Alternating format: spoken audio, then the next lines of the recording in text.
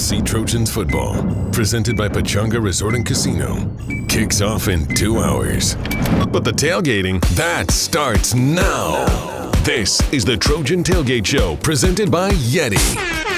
Throw to Mario Williams, jitterbugs at the 15, gets away at the 10, down to the 5, into the end zone. Celebrate with the song, girls, kid. Touchdown, USC! Brought to you by Yeti. We make the gear that helps you stay out longer, travel farther, and live harder. By Smart Stop Self Storage, the smarter way to store. Visit smartstop.com to reserve your space today. By Dos Equis, a proud partner of USC Athletics. Get a dose. Enjoy Dos Equis responsibly. And by Pechanga Resort and Casino, proud partner of USC football. And now, here are your Trojan Tailgate Show hosts, Jordan Moore, Sean Cody, Sua Cravens, and Max Brown.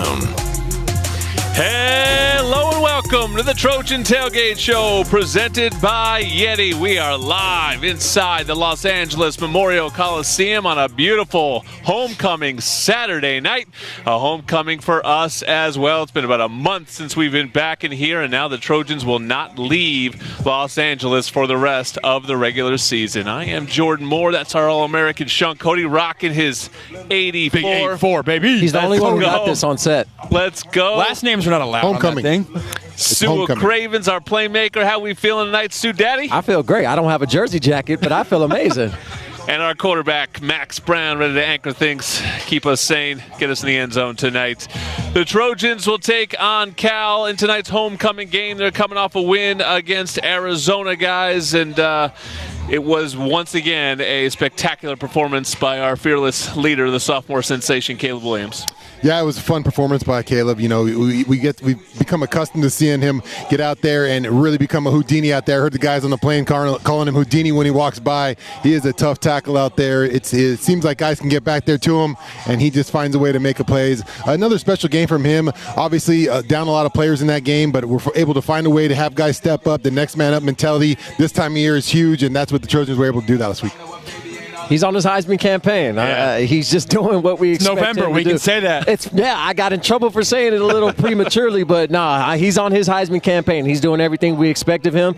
You know, coming into the season, we didn't know what we'd get. Is he going to live up to these expectations, or is he going to come to the magical city of LA and crash and burn? And he's answered all those questions. He's the guy for the job. I just can't help but feel like his Heisman candidacy, his I guess the momentum he's building will be a little slowed because of how the defense is playing, because it doesn't look like we're blowing these teams out or winning substantially, but his stats speak for themselves. Yeah, the last 2 weeks, Max, 10 touchdowns, no interceptions. Where has he gotten better, do you feel like, as the season's gone on? The thing that jumps out to me is the accuracy, man, especially on those deep balls. Very rarely are you saying that throw's getting away from him or what's going on that play. It's pinpoint accuracy, and I think it's a testament also to How about that throw right exactly. there. You want to talk about pinpoint accuracy. If you're listening on the radio, that was the even that one. The touchdown pass to Brendan Rice in the back of the end zone was a dime. The former quarterback in me is impressed too by the slider low and away right there to protect your receiver. But to Sua's point about, hey, maybe the game's being closer, that could work to Caleb's advantage down the stretch, because you're forced to put up big numbers, forced to be in those high-scoring affairs like we're seeing right there. Past 2 games, 381 yards, 411 there, 5 touchdowns in each. Jordan, that's getting it done. Yeah, you're right. I mean, there are scenarios in which you could be so much better than in Arizona. You're pulled after 3 quarters, 2.5 quarters, but because he had to go the distance last week, and I would suspect the way things are going, he's going to have to go the distance the rest of the way. And what was interesting last week was he did it without Jordan Addison. Last second, Mario Williams is also pulled from the game. We're going, wait, who's going to throw to? 4-11, he found a couple people to throw to. Taj Washington, Kyle Ford. We've talked about this theme of the holdovers, the guys that that stayed with the program. They've been patient. They waited their turn.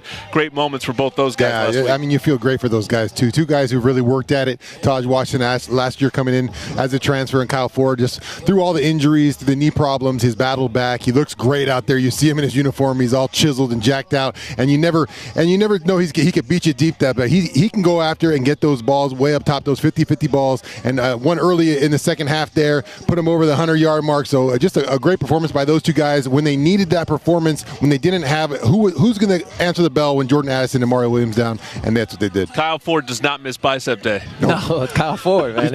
That man is jacked. And it seems like every time he steps on the field, he balls, even dating back to last year. When he got his opportunity at Washington State, he went crazy. He had a few big catches and a touchdown. He gets his opportunity down there in Tucson, and he shows the athletic ability that we don't utilize because got hocked right here in a little speed, little hammy. I would have came up with a hamstring He let us know in Trojans Live that the guy that got behind was a high school track star. Yeah, exactly. He ran up on the guy that caught him. Yeah, but, every time he gets in the game, he takes advantage of these opportunities, and that's because we're spoiled with embarrassment of riches at the receiver opportunity.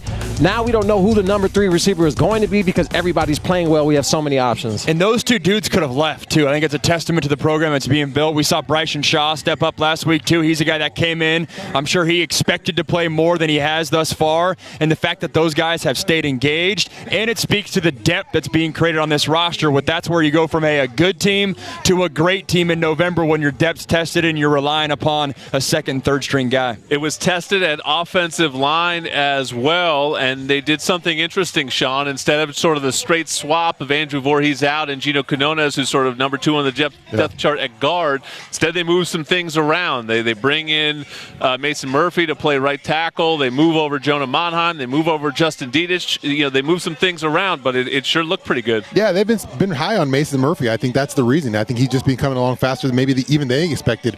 We thought going into the game, obviously we don't know what's going on with injury, so I couldn't tell you what's happening on that end, but Gino Quinones, we thought we had him penciled in, and as soon as the game started, we spotted a big 76 out there at right tackle, Mason Murphy. But they've spoken highly of him all year, all off season. They said he's coming along. I just thought the progression has come really quick. If they can trust him out there at that right tackle position, and they really feel comfortable where Jonah Monheim is inside, I mean, that's just more depth to that position, and I think it worked out really well in that game. Jonah Monheim's interesting to me because Lincoln Riley said, I think on Trojans Live, only issue with him, and he loves him as a player. Maybe going forward, arm length, not his strength. Yeah. So maybe guard is his future. He certainly looked comfortable there. Yeah, if you can move him inside, arm length doesn't really matter because that's when you can just get in the trenches and dominate. Short arms are okay. You play against guys like Sean when you're at that guard, and you can dominate the 3-tech if he allows you to. And I think that'll probably be something that ends up working out for him. As we said, Mason Murphy came in at right tackle and did his thing.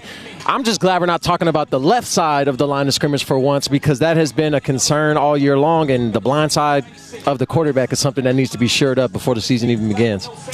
All right. Well, today's game is presented by Wells Fargo, the official retail bank sponsor of USC Athletics. And we want to let you know that you can join this show as always. Use the hashtag Trojan Tailgate Show. There it is, hashtag Trojan Tailgate Show. Get in this broadcast. We will answer your questions later on. You got great comments. Throw those up there. You want to rate the co-hosts over here, feel free to do that. We take all comments. What's the rating scale? Anything. What's going on? Literally anything. Just judge away.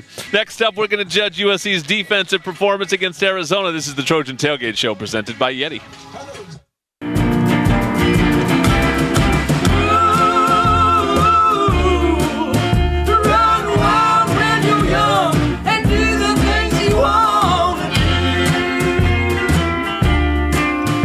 This is the story of an airline. But wait, it's about more than just planes. It's a sci-fi story about a piece of trash that becomes sustainable aviation fuel. It's a rescue story about saving thousands of connecting flights. It's a romance, an adventure, a musical. But most of all, it's a people story, starring more than 80,000 hero characters on a mission to do good in the air and beyond. Because this is the story of an airline when good leads the way. If we handle this like I think we will, we got a real shot.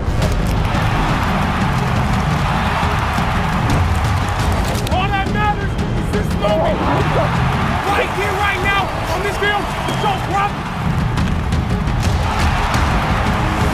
we don't wait around, we don't play around, we don't go in some roundabout way of doing things. What that means is you come out swinging right now.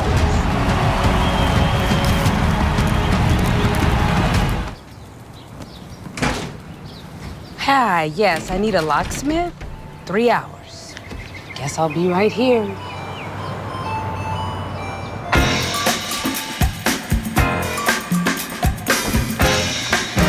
Nice. 2% cash back, right? And it is saving the day right now. good afternoon. It was. The Wells Fargo Active Cash Visa Card. That's real life ready.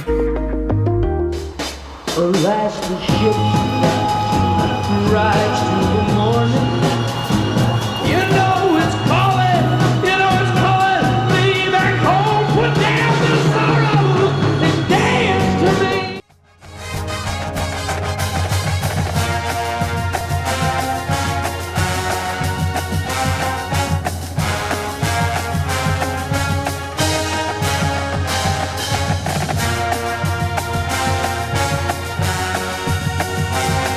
Back on the Trojan Tailgate Show presented by Yeti. You're looking live at the Coliseum, and just across that peristyle you can see the Bank of California Stadium, where this afternoon the LAFC won its first championship. So another champion comes to LA. Congratulations to our neighbors LAFC. I saw two great soccer games the last 2 days. Yesterday, USC women's soccer knocked off number 1 UCLA at McAllister 2-0. That's how you do it. Nil. Knocked off the team in the country on our own park. So congratulations to USC women's soccer as well. Old Dominion Freightline is the official freight carrier of USC Athletics, helping the world keep promises. Jordan Morshaw, Cody Stewart Cravens, and Max Brown back with you. And the defense continues to be the question mark of this team, and the question's getting a little bigger because injuries have exacerbated some things. The linebacker spot, Sean, is this kind of a mix and match situation right now. What did you think of how they handled it against Arizona? Yeah, it's tough one. I think you used probably your best defender this year, Eric Gentry, at that linebacker position, and then Shen Lee's been limited with a wrist to get Raylan Goforth out. They had to mix and match. I think it helped that they were going against a team that was going to put the ball in the air. They were able to go to those dime and nickel packages. We saw a lot of Max Williams even come up in the box. We saw Tulu move around a ton. So they tried some different things. All of it didn't work. But what I think I liked the most about the defense is they held some field goals, right? It wasn't beautiful. They held some field goals. I think my guy's going to talk about some missed tackles here, but I remember that first and 1 on the 1 yard line, and they were able to buckle down, knock them back, made them kick a field goal. And I think those are the kind of moments, if you're Alex Grinch, you got to hang your hat on and be like, hey guys, we're there, we're here. We got to find a way to make it this defense every time, and I think we'll find success. That was the first drive of the second half, I believe, after they got that broken play. They got a sack. It looked like they had him pinned back. Then a sort of broken play. They get the long catch, and ultimately they hold them to 3, and Arizona never takes the lead. Yeah, Sean's a little bit more positive than I am because, bend but don't break is nice when it's against a team that, warrants that type of respect. But when it's Arizona, I understand they have a high-powered offense and they're a team that's going to throw Max the ball. loves the wide receivers, I was going to say, I'll be on Sean's team here in about 5 seconds. I'm all fine with that, but, the Arizona driving the ball the way they did, it's just unacceptable at a point. And it comes down to something as simple as tackling. There was a lot of drives we could have got off the field in 3 plays, but overran the quarterback on a rush or just a simple missed tackle that turned from a 4-yard gain to a 30-yard gain. And that's just something we've dealt with all year long. I'm glad you mentioned Max coming down to play linebacker because they're basically going to have to line up in a dime package, a dime linebacker package where Max is the Mike linebacker. He has A gap, he has C gap run through if it's a guard pull. And I don't know if Max's size is if he's willing or ready to put up with that type of punishment on the body all game long. But as USC continues to play these teams with scrambling quarterbacks and RPOs, dime is going to be the package for the future for the Trojans. Yeah, I'm interested to see too because dime was an advantageous matchup for the Arizona offense. That's more 4 receivers, 3 receiver sets. You're coming into a stretch where that's not the case. Cal's not like that. You got Colorado, obviously they're struggle offensively, and then UCLA. Sue and I were just talking about it off air. They're going to be a run-first team, so you need those linebackers to play. But Arizona, that's a really good offense. I've said that a few times on Trojans Live. They've done that to every single team they've played in terms of putting up yards, putting up numbers, maybe outside of Oregon. So I think that's a game where Lincoln said to us on Trojans Live, it had all the recipe for potentially being a stub-your-toe game, upset a little bit. So to get out of there with a win, I think that's positive, especially in the scope of maybe where we thought this defense was going to be in August. Obviously, they need to play better if we're talking CFP and conference championship type of dynamic. But you got out of Tucson with the win, which isn't an easy place to play. Well, Bryson Shaw helped. He was the guy that was sort of banged up at the start of the season, affected his camp, affected him playing in the first month. But basically, it seemed like the plan last week was let's just get our best 11 11 on the field, and, and they found a role for him. Yeah, I think they wanted to get a role for him. I think coming off an injury, kind of banged up all year for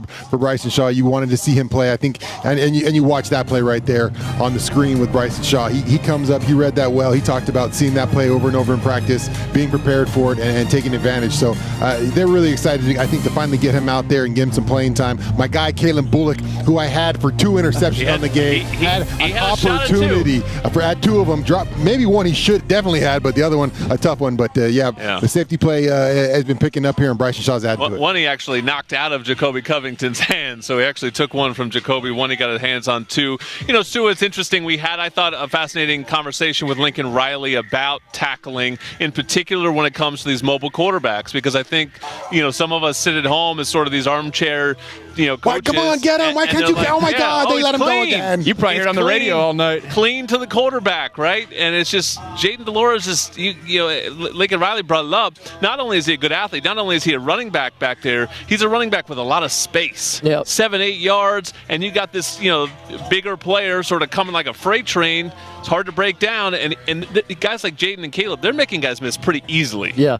It just comes down to effort and want to, and obviously you're going to get in situations where a lineman rushes up the field to a quarterback and overruns him, and he steps up like we see right here. Things like that happen. You don't expect a lineman or a D lineman to make a play in open space, but you got to work on things like triangle tackling. It can't just be, it is what it is, we missed it. No, it has to be a team effort, a group effort. Triangle tackling, everybody rallies to the football, and I see as the games progress against the Trojans, not everybody puts the same effort towards the football, which leads to those broken tackles.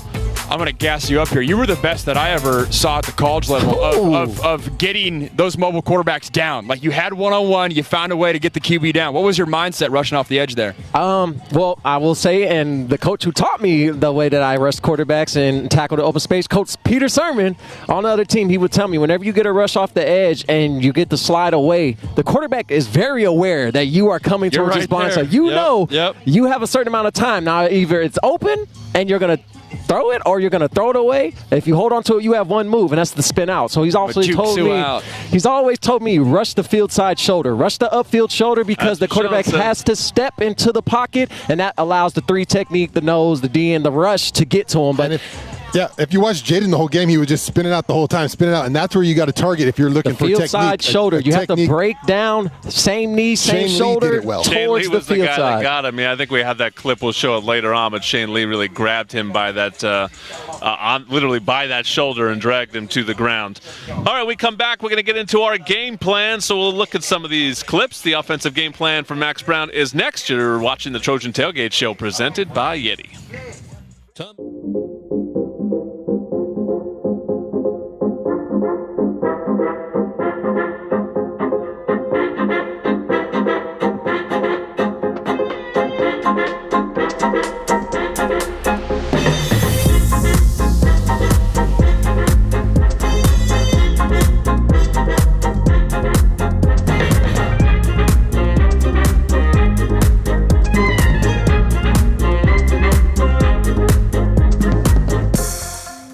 Hot chicken more than my friend Sam.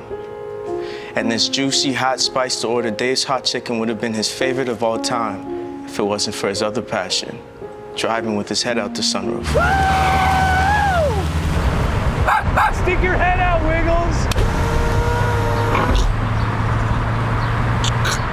Wiggles, no! Please don't mess up and die before you eat Dave's.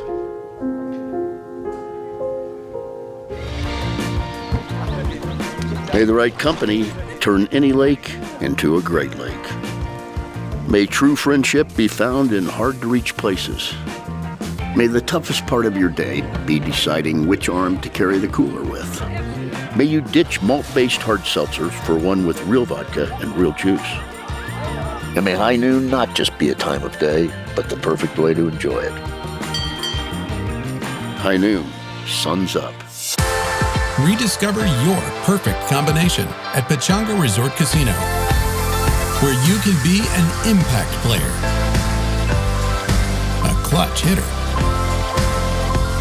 or a wild card. No matter what your game is, the excitement and relaxation you're looking for is here. So get back to the fun and play your perfect combination at Pechanga Resort Casino.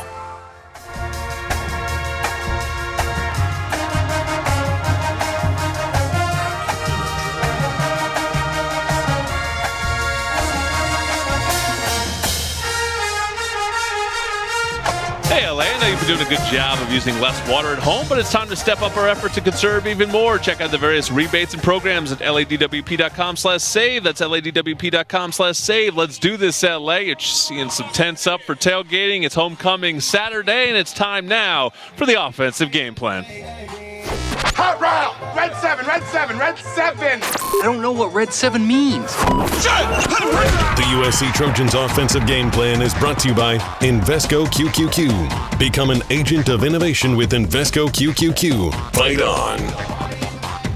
This one was easy this week. Our head coach definitely had a favorite play last week against Arizona, and it was dialing up number 16, Taj Washington. Called it twice, and as we get into it and show the clip, it's going to start with a outside run fake to Travis Dye right there. And what that does is it forces Arizona's safety to get down and run down the alley and respect his run responsibility. But oh, by the way, you also have a pass responsibility as well, and you have Taj Washington working left to the right side of the field and then all the way on a vertical. It puts that safety in an absolute bind. You got it once in the first quarter for SC, and then they came back to it in the third quarter as well, this time for a touchdown. Same exact rotation. You're forcing this Arizona defense to roll to cover 3.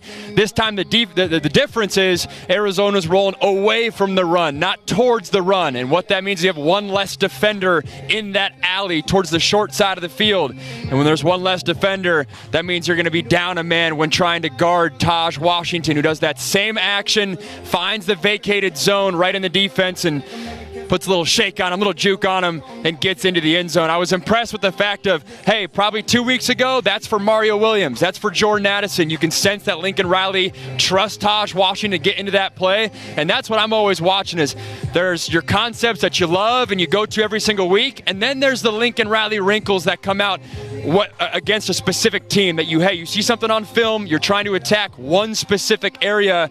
The cover 3 defense wasn't for Arizona. I'm sure there's going to be something against Justin Wilcox, Peter Sermon, and coaches that Sua and I played for back in the day. Sir. They're going to try to attack them maybe with something similar today. The Trojans had 4 plays of 40-plus yards from scrimmage against Arizona. They had 8 total coming in to the game on the season. And, the thing that I noticed with Lincoln Riley, USC has gotten a lot of big plays over the last decade, but so many of them, it felt like were based on individual talent. These guys, many of them are getting schemed open, and that's the difference. You're seeing Kyle Ford just wide open 10 yards behind the defense. Same with Taj Washington, those clips. Yeah, I think you're seeing the building of offense, right? As opposed to just players making plays and trying to get jump balls. You're seeing why he's running things. Like Max so well explained, there's a sequencing to what's going on. You're trying to show a defense what's happening here. Look at this, look at this, and look at this. And as a defender, you fall into that lull and, this is how we stop this play. And then he comes up with a sister play off that, and that's what screws you all up there as a defender. And that's what you see so well, how well the offense is built, where everything kind of goes in step and in stride, and there's a plan in place. I think there's a chunk play possibility on every single play call that he has. So even on the calls where we check it down, it's like a 2-yard gain, there was somebody that potentially could have went for a touchdown. And that's what you want to adopt, the type of offense you want to be in as a young guy, especially these recruits that we're trying to garner in here. But, the easiest offense is chunk play offense. Whenever you can get 20 or 30 yards, a throw or carry. It hurts the defense. It's demoralizing because especially if you get on like a 3rd and 1 and, you get more than 1 yard, you get 30 yards and you're setting up on their side of the field in their territory. It's demoralizing, and knowing that's going to happen all game, and this is just a scheme. This wasn't a bust. This wasn't a missed tackle. No, they schemed it up and got to us, and now we need to stop this. It's just a nightmare to deal with as a defender. Another great game from Travis Dye, having Mr. Consistency up there. That's exactly what he's been, the rock of this USC offense, back over 100 yards back in the end zone. And, Max, I really noticed that the usage rate has been so high for Travis over the last month. And just thinking about it, to me, it's about tendencies. If you see Raleek Brown out there, do you trust him to block? If you see Austin Jones, I'm not sure they really trust him as much to block. And then USC's offense becomes a little bit more predictable. with Travis Dye, they can do anything, and I think that's the thing that they like the most about him. Without a doubt, and I think it's refreshing. In years past, we've seen so much talent in that backfield, yet at times it felt like the running backs had a hard time getting in a rhythm throughout the game. When you're getting one drive a quarter, it felt like that's not the case. I mean, 26 is the dude. You get the sense that it's a comfort and a little bit of a safety blanket back there in terms of pass pro, run game, pass game the whole time as well. And I like how Lincoln's not just playing guys just to get them carries and make them feel good. If 26 is your best back, roll with them all game long. 26 has certainly been the best back for the Trojans this season. He has a rush TD in 7 consecutive games. Next up, we're going to hear the defensive game plan. This is the Trojan Tailgate Show presented by Yeti. Wow, we're crunching tons of polygons here. What's going on? Where's Regina? Hi, I'm LaDonna. I invest in Invesco QQQ, a fund that gives me access to NASDAQ 100 innovations like real-time CGI. Okay. Yeah, don't worry, I got it. Become an agent of innovation with Invesco QQQ. Before investing, carefully read and consider fund investment objectives, risks, charges, and expenses, and more in the prospectus at Invesco.com. The fully electric Audi e-tron family is here. With models that fit any lifestyle and innovative ways to make your e-tron your own. Through elegant design and progressive technology, all the exhilaration, none of the compromise. The Audi e-tron family. Progress that moves you.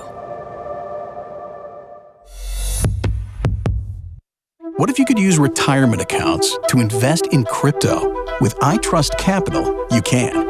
iTrust Capital allows you to invest in your favorite crypto assets 24/7 with the tax benefits of an IRA. So instead of paying taxes on your crypto gains every year, you can defer taxes till you retire using an iTrust IRA. Or with an iTrust Roth IRA, you can withdraw tax-free at retirement because you're in this for the long haul. Start investing today at itrustcapital.com.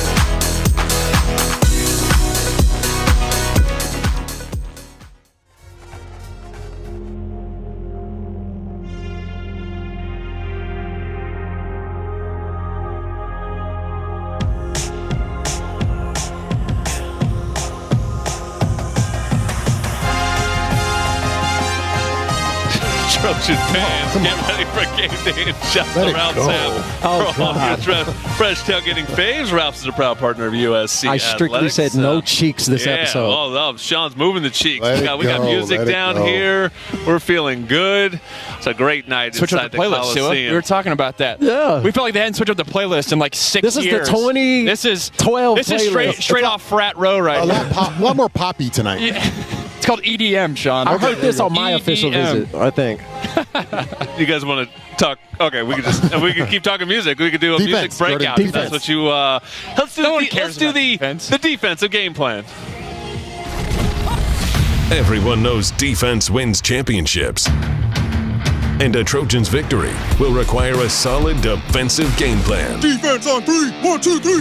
Defense! This is the USC Trojans defensive game plan, brought to you by LifeLaw, injury law made simple. Well, like Max said earlier, my defensive game plan wasn't too hard this week because we're not going to focus on scheme or plays necessarily. We're just going to focus on one simple thing, one thing that can make or break a defense, one thing that takes you to the promised land or has you in the bleachers Cancun early, and it's tackling. You have to tackle to even call yourself a defender, but you have to do it well to beat good teams, and you have to do it great to beat the elite teams. I stress this because we play an elite team that has a rushing quarterback and one of the best running backs in the nation on their team. The other guys, we need to learn how to tackle. It's key to stopping teams and getting off the field. I think last week I counted over a dozen missed tackles, and it's really just discipline with your technique. Not overrunning the quarterback on rushes, breaking down, same foot, same shoulder, wrapping guys, not using arms. You have to have a want-to mentality. Nobody is going to get the ball carrier down but you. That's how you need to think when you go in for a tackle, and you have to finish. I don't even know how to put. I'm so passionate. You have to do it violently. It's not a friendly game. And I'm going to show you in these clips some of the plays that take USC's chunk plays that could be stopped and easily off the field in 3 plays, and they turn it into 30-yard gains. Now here you have early in the first quarter, 2nd and 4. Our safety right here, this is a routine tackle. You run the alley, you're a 10-yard head start. All you have to do is shoot your gun and shoot through that receiver's leg. The play is over, but instead, one missed tackle can lead to something as simple as a 20-yard gain on a bubble screen to the boundary. These are things that you cannot allow to happen, especially against teams like UCLA, who now know we can attack that boundary, or we can pull it and I can run. Same thing right here, 3rd and 3. We're off the field. We have a free rusher towards the quarterback's blind side. You attack that upfield shoulder, make him step into the pocket, and let your D lineman eat. Instead, we overrun, we miss the sack, and the drive continues. These are things that demoralize the defense. They take all momentum away from your offense that's dying to get back on the field, and you extend the play for a team that should be off. Same thing. At this play, we have him as a spy. This is what worries me the most, because UCLA is going to see this and say, we have quarterback run open all game. We're going to spy him off the edge. Again, all we have to do is get off the field. It's 3rd and 10. Nowhere to go. Nobody's open. Just get to the quarterback. You can't overrun your work. You have to have disciplined eyes. You have to stay with steady feet. Watch where the quarterback's going. Nothing else matters. Watch your depth and stay back and make a play. Yeah, to me, it's control, right? Tackling is a controlled violence. It comes with ping. You got to play all out to the ball, right? But when you're in space, your mind has to be working for tackling. It's not something that you're just blind, like old coaches say, a blind dog in a meat house, right? Just tearing at everything available. You can't. You have to have focus. You have to be laser beam focused to make a tackle. You have to think about your technique.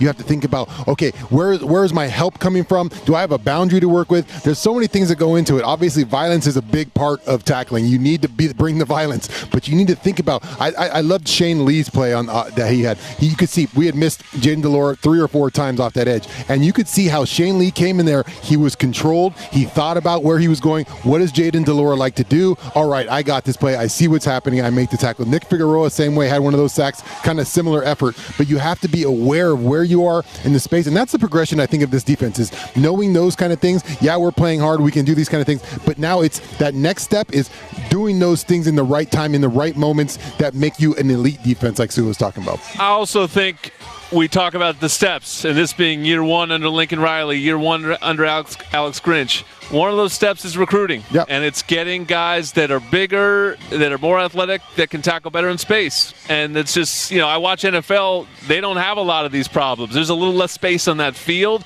but guys one-on-one in space, the guy makes the tackle because that guy is elite everywhere across the board. It's just different. You watch it in college, you get exposed in space so often, and we're seeing it a lot from some guys that maybe aren't at that level. Yeah, and because we don't have that right now, as a coach, this is when you work triangle tackling. You work running to the ball, rallying to the football, and some of those extra fundamentals. Exactly. It doesn't have to be one guy. If I have 3 guys who can't necessarily tackle in open space, but all 3 guys running hard to the football, keeping their depth, keeping their space between one another, as a runner, I'm going down. There's nothing I can do. So we don't necessarily need it's nice to have, obviously. We don't need the talent or the recruiting right now. We can coach what we have, and that's just triangle tackling, running to the football, be disciplined, same foot, same shoulder, trace that hip, and tackle the guy. Maybe not a coincidence, real quick, Max, that the red zone defense has been so much better, a lot less space in the field when you get down in the red zone. Some of those issues don't rear their head as much. It's a good point, and it speaks to the amount of exotic schemes that Grinch is pulling out. When I was watching those clips that Sua had, you're having some of those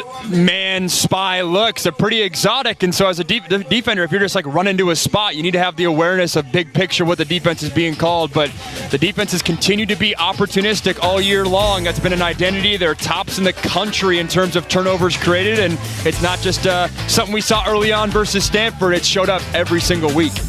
It certainly has. A reminder, if you want to show up on this show, use the hashtag Trojan Tailgate Show. Get your questions in now. We will answer them as the show goes on. Coming up next, we're going to hear from this week's Impact player, it's Shane Lee. He's next on the Trojan Tailgate Show, presented by Yeti.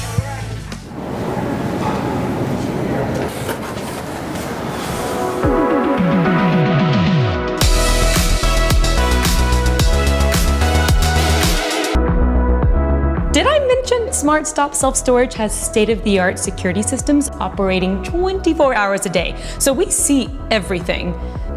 Everything.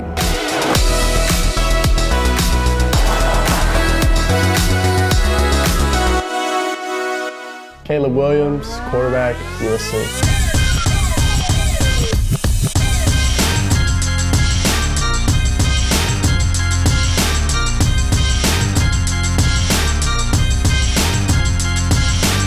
What I like most about athletic is that I can worry about my body and still go out and socialize, have fun with friends, and feel fresh and focused still.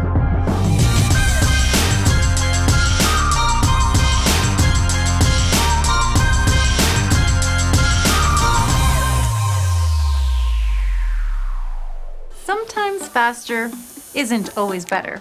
Like when you're getting a tattoo. Or saying I love you on the first date. Or putting together certain Swedish furniture.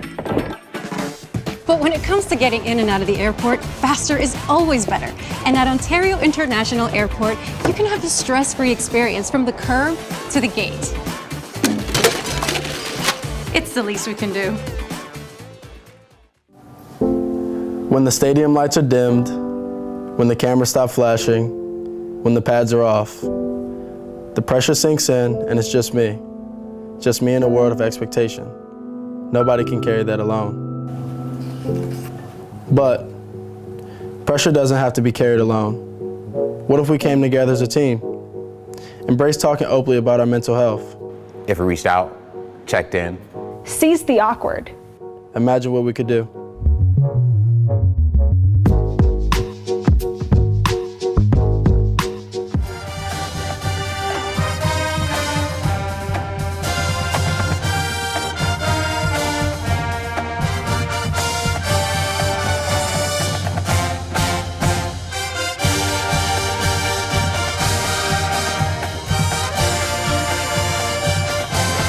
Coliseum tonight, and if you're thinking about ocean views and magical sunsets, head to a resort like no other. Discover Terranea, located along the stunning Palos Verdes Peninsula in Southern California. Book your getaway to Terranea now at Terranea.com. We are back live in the Trojan Tailgate Show, presented by Yeti. Jordan Moore, Sean Cody, Sua Cravens, Max Brown, and here is Shane Lee, this week's Impact Player. The Impact Player of the Week. Brought to you by Terranea Resort. Ocean views, magical sunsets, a luxury resort like no other. Discover Terranea, located along the stunning Palos Verdes Peninsula in Southern California. Book your getaway to Terranea now at Terranea.com. Let's go! And now, the Impact Player of the Week. This week's Impact Player is the captain, Shane Lee, and it's just great to have you back on the field, but you're doing it with 9 fingers out there. How has it been adjusting to life tackling with that ever-important right thumb? Yeah, it's been an adjustment for sure, but having a bye week and last week to prepare, it's been a lot of fun being able to adapt to something new, so I'm enjoying the challenge. Well, you were the one of the guys to able to get Jade Delore to the ground this past week. We were talking about technique. You come in clean on a blitz, but the quarterbacks these days are not so easy to get down.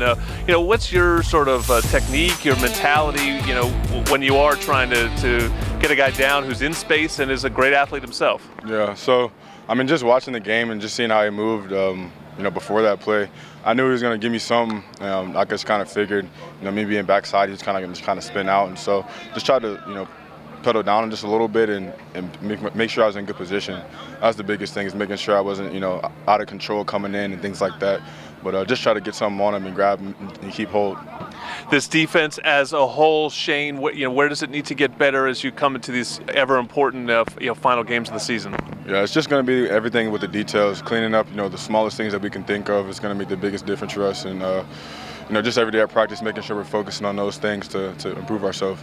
They say the games to remember are played in November. You're a man who's come from a championship program. You're a captain already on this team, a leader. What do you tell these guys about closing strong so that the season does end the way you guys want it to? Yeah, it's just, closing and finishing isn't everything that you do. So just trying to keep that in the back of our mind and keep telling ourselves that, when we're tired, when we're fresh, just all throughout practice, all throughout the day, making sure we're trying to complete everything that we do. Big-time games from here on out need big-time leaders like Shane Lee. That's why he's this week's Impact Player. Said exactly what you thought. You basically predicted exactly what he said there, Sean, that he anticipated the spin move because he had seen it throughout the game. He attacked that right shoulder and got him to the ground. Yeah, it's the next level of football, and Shane Lee is one of those players who you could probably see projecting to the next level. It's the mentality in football, right? A lot of these guys are physically able, athletic enough to do that, but the mentality is what separates the next level of guys. It's the guys who know what they're doing, they study the film, they know what they're going to see, they know what to expect out of tendencies, they know all those little things that you don't think about. That's the next level player, and Shane Lee, possibly one of those next level guys. So outside of tackling guys, what's fixable? What needs to be fixed really over the next 2 weeks before you face one of the most elite offenses in UCLA and Chip Kelly's bunch? I think you come up with a plan of action for how you want to go forward for the rest of the year. Obviously we know who we're going to play. Notre Dame seems like they've picking up momentum and they found their offense and their defense and who they are as a team, the identity as a team. We know who UCLA is. We know what they bring. So I think Coach Grinch has to go forward with a formation where he feels comfortable not only being able to play the run, but to play the scrambling quarterback, because RPOs are going to be a nightmare for us in about 2 weeks if we don't figure this out. We need to go dime package and have Max in there to where he can play the run and be in there for a scrambling quarterback, or we get one of these linebackers that are on the ball, off the ball, and take the chance with him spying a quarterback. Either way, it needs to be figured out and figured out fast. I love how we had Shane as the impact player, because to me, I think, Jordan, you were spot on, because the first 2 months of the season was all about Eric Gentry and his progression. Well, the whole offseason was about Shane Lee and what he could be and the big leader and all that. I'm expecting a guy like him, like he said in his interview, he's played at that championship level, to step up in the month of November. Not only the play on the field, but the leadership and the mentality that he gives those guys. Excited for him. And then in terms of what's fixable, I'm excited about the rush end position and the pass rush in general. It felt like that was a strength early on in the season. It's dipped away in the middle of the season. I look for that group to pick up, because we've seen all those guys have games where their pass rush has really showed up. It's just a matter of piecing it all together every single game here with the month left to play. All right, well, Trojan Walk was kind of messed up today because the big celebration, LAFC winning and then sort of taking over that area behind the peristyle. They came down the tunnel, but they still came correct, so it's time to rate that fit. Let's see what we got. I'll start with Alex Grinch, the DC. 15 minutes and 15% or more on your car insurance. Oh, man. That was good. He's about one shade of blue away from being in trouble wearing UCLA and whatnot. Oh, is that Kyron? I'm going to have to get that jacket off. Do we really need the shades? Oh, it's not even sunny out here. It's a championship sunset. Roy Manning that's every sharp. week. That's sharp. That's nice. He's right coming in every week. He's coming ready to fight. Fuchsia? His suit closet is nice. Oh, man. Little brown. That's like 4 different Browns. Brown on brown on brown. Oh, my goodness. There you go. Is his last name Brown? Oh, I like the brim. I like the brim. That gives me like a Coachella feel right there. Yeah. I'm on a Coachella. I'm in a festival. We said they're playing EDM. He got the memo. That's nice right there. That's a nice comfortable. That's something I'd pull up in, minus the shoes. That's something I'd pull up in. What's wrong with the shoes? That ain't for me. Oh, and there's Caleb. What we got? Caleb with the purple jacket today. All he needs is a fanny pack, and the outfit would be complete. Around the shoulder, on the chest. That's all he needed. Dennis Lynch rocking a tie-dye T-shirt. I can't tell what's going on with those sunglasses either. He flooding, too. I don't know. He's looking fast, looking speedy, looking quick. We didn't get Kalen? We didn't get Kalen? Kalen looked like he came in here about to rob everybody, and he was masked up like Kodak. A fanny pack is what completes this outfit for Sua. I think that's the quotable move. So you more like the traditional fanny pack or the over-shoulder I'm a dad now, fanny so pack? Oh, you got the dad pack? Around the waist. Oh, baby threw up. Right here with it. That's just how it goes. Well, maybe we'll get Kalen's outfit later on in the show. That's this week's Rate That Fit. The Trojans are in here. They're ready to go. We actually watched Jordan Addison warm up a little bit behind us. Then he just went up the tunnel. So it's interesting to see. Maybe he was just testing it out, that leg, ankle, whatever's going on with him. We'll see whether he plays. We'll see if Mario Williams plays. We'll keep an eye on that as warm-ups continue. But next, we're going to take a closer look into the California Golden Bears. It's the Trojan Tailgate Show presented by Yeti. The right way to top a sub is with real red wine vinegar made from red grapes and no food coloring. And the right way to film it is in slow motion. Obviously. Because authentic ingredients make a sub above. We get to play in one of the great stadiums in the world. First thing you got to do to become a great program is protect home. The energy and atmosphere in here, you are right in the heart of LA. Nothing else like it in our game. There's nothing that compares to it in college football. We got to have that place packed, man. I mean, that place in that setting, this school, this history, come on, man. That's as good as it gets, so we're going to get it back.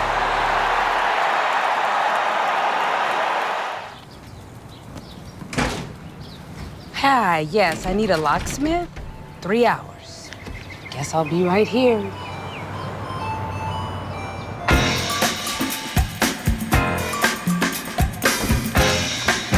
Nice. 2% cash back, right? And it is saving the day right now. Good afternoon. It was. The Wells Fargo Active Cash Visa Card. That's real life ready.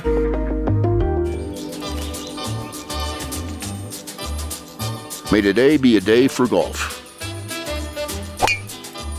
Or at least for getting outside. May your ball always be easy to find. Oh, look. There it is. May the friends you choose and the hard seltzer you choose make up for the club you chose. And may one round for the ages lead to another. High noon. Sun's up. Getting that perfect slice is satisfying, fulfilling, and rewarding too. But we don't do it for fun. We do it for fresh. Slice to order makes a sub above.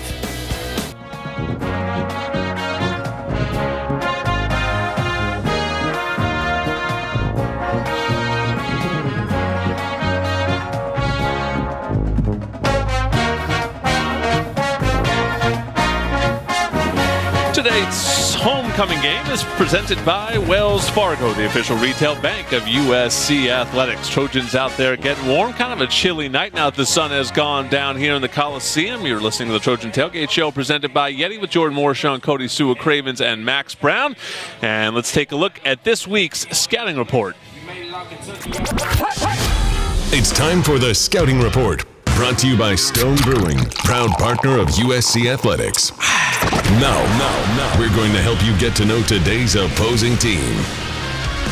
Well, as you guys mentioned, there is some familiarity between USC and the Cal coaching staff, and we've gotten to know that over the years as well. But why don't I start then with you, Sua? You played for Justin Wilcox on the defensive side. The chess match I think that's most interesting tonight is Wilcox's D and Peter Sherman, his defensive coordinator, against Lincoln Riley and his offense. How do you think Wilcox will approach it?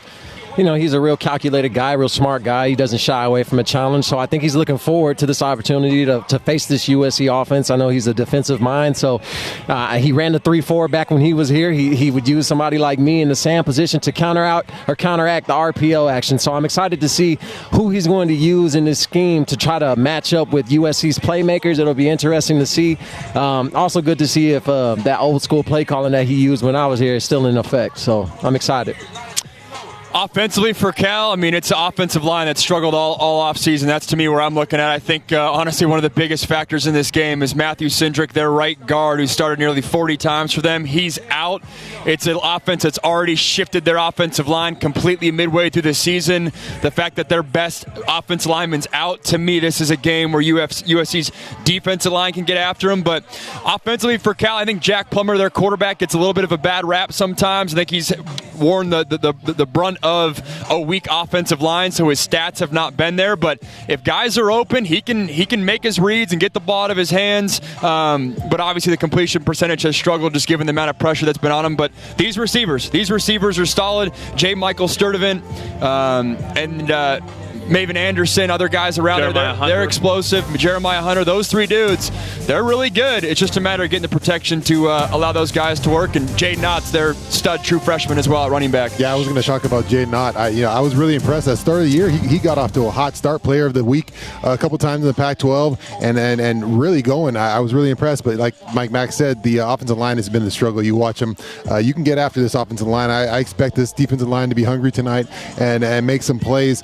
Defensively, what's funny about this team is they shine in a couple games. Notre Dame, you look at Notre Dame, they had Notre Dame to the wire at Notre Dame, and then Washington pretty close to them. But then you see a game like Colorado, and you're like, what's going on with this team? So really a bipolar kind of team this year for Cal. Haven't really found their identity, just kind of nondescript and trying to find what they really want to be about, I think. We talked so much in this show about Jaden DeLora, how difficult he was to bring down. This game kind of reminds me of when you were playing, all of a sudden you'd play Arizona State, and it was like Andrew Walter back there, one of those big statue. Yeah, Rudy Carpenter, someone you could really get after with this offensive line. And, Plummer, maybe not as immobile as maybe some of those guys, but this day and age, a little bit more of a target for the defensive line. Yeah, especially if we don't block up front. These guys just aren't blocking up front. You turn on the film the first couple plays, and he is running for his life.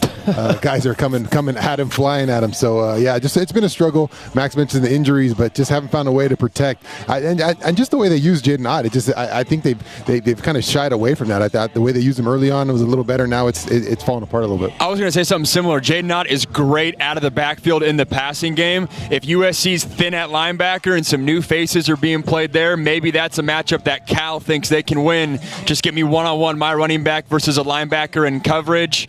Get the ball to the quarterback's hands quickly. Jaden Knott, he's a stud. At USC made a late push for him in the recruiting ranks, went to Cal, and he's been their workhorse as a true freshman. Peter Sermon, their defensive coordinator, his son Jackson Sermon, Sue, was a good player, leading tackler for Cal. Yeah, I think he's their best defensive player. He's disciplined. He's well coached. He knows his technique. Obviously, his dad is the head coach. Setting up your kid for success, man. That is nice. I wish my dad was the DC, man. I had Coach Sermon, and I know in those meeting rooms, if you did not follow his coaching, you did not play, and he doesn't care if you're his favorite or vice versa. It doesn't matter. So it's good to see his boy out there balling and following in his dad's footsteps, and I'm excited to see him have a big game. I wouldn't be surprised if he has 10-plus tackles today. All right, what do we got here? I think we got a tweet. Somebody... Oh, Keeley, Eric Gentry unofficially making his Trojan Tailgate Show debut. I was wondering who that was behind me. Yes. I'm trying to break down X's and O's. Yeah, you have to. I was like, I know I'm on a clock. I got X's and O's. Who is that behind me? You're a real QB. Eric Gentry is so tall. We are up on a stage, as you can see, and he was still like right between Sua and Max. All right. He's just, all right. As Jordan calls it, the big unicorn. Yeah, he's a big old unicorn. We should have got him on this show and said, how's the body? Where are we at? And there's Kaylin's outfit. We could have been superstars. Where's Waldo? Remember, where's Waldo? It's a good Waldo cap. Let me just announce and put it on record now. I like that shirt, though. Came up to me 10 minutes before the show and said, I got you today. I'm guaranteeing a pick six. He said it, or I'm taking a dread. I'm not taking that pick anymore. I lost that pick. I lost that confidence this week. Jordan, can we get you in that shirt? You said you like it? I kind of like the shirt. I'm not going to lie to you. That's nice. Look, I like the shirt. I don't know about the it looks like my daughter got to it while I was asleep or something. That's what it looks like. It does a little bit. Yeah. All right. I don't know what's next, but why don't you just stick with us and we'll find out and just keep listening, keep watching. We're having a good time. We're talking football. We're going to keep talking football. It's the Coliseum. It's a Saturday night. What else you got to do? Coming right back at you. Trojan Tailgate Show presented by Yeti.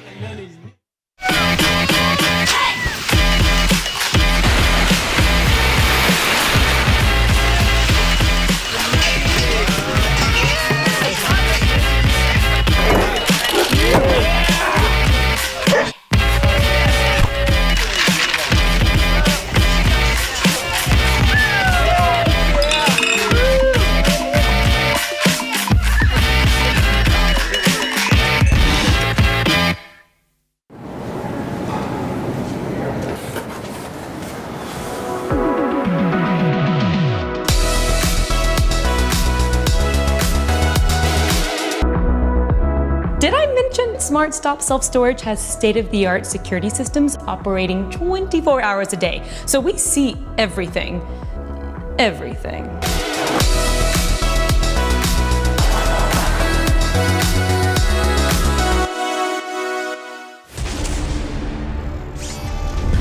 Wow, we're crunching tons of polygons here. What's going on? Where's Regina? Hi, I'm LaDonna. I invest in Invesco QQQ, a fund that gives me access to NASDAQ 100 innovations like real-time CGI. Okay. Yeah, don't worry, I got it. Become an agent of innovation with Invesco QQQ. Before investing, carefully read and consider fund investment objectives, risks, charges, and expenses, and more in the prospectus at Invesco.com. Being the best takes hard work. It takes early mornings, planning, precision, sweat, sacrifice, and teamwork. That's why Old Dominion Freight Line, the #1 national LTL carrier for quality, works hard to be the best in the game and is proud to support those striving to be the best in their game. Old Dominion Freight Line, helping the world keep promises.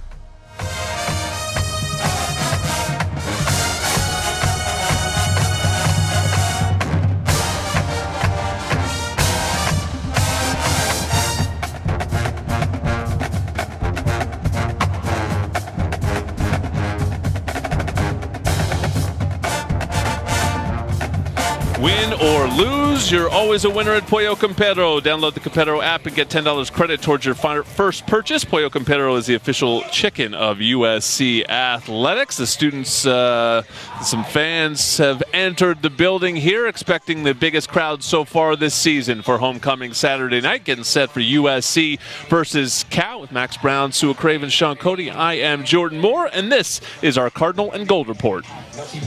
It's time for the Cardinal and Gold Report. Cardinal and Gold! Presented by Pechanga Resort and Casino, proud partner of USC football. Well, the league that is known best for parity, the Pac-12, is really top-heavy this year, and you've gotten yourself a pretty clear 4-horse race, and so that's what we're taking a look at as we get into November. It's a pretty cut-and-dry situation for our streaming audience here. We'll put the upcoming schedule up on the board, but USC playing Cal today, UCLA at ASU tonight. Utah-Arizona's going on right now. Oregon already beat Colorado, but as you guys can see there, the big week is Week 11, second to last week of the season. That's when USC plays at the Rose Bowl against UCLA, and Utah goes up to Eugene to play Oregon, and it feels like it comes down to Week 11. Yeah, it's going to be funny how they schedule that too. Who's going to play before who? Will it be timing-wise. Yeah, timing-wise, yeah. Like who's going to play before who, and who's sitting in that locker thinking about, all right, it's open for us. Oh man, they closed the door. So it'll be interesting that week. It'll be fun to watch, but I like it the way it's breaking down here. I think for the teams you probably thought at the beginning of the season had a chance to do it, they're proven to be those guys, and this is the time of the year you prove to be those guys, and then they're stepping up in big ways. We'll see how this thing finishes up. Max, you see any potential upsets on there outside of those big games? I do. One in an hour. It feels like that Arizona State UCLA going late. Calling your shot? I'm not going that far, but I think that game's going to be close, and I know there's a pool of people that think that might be a little upset alert there. I don't want that.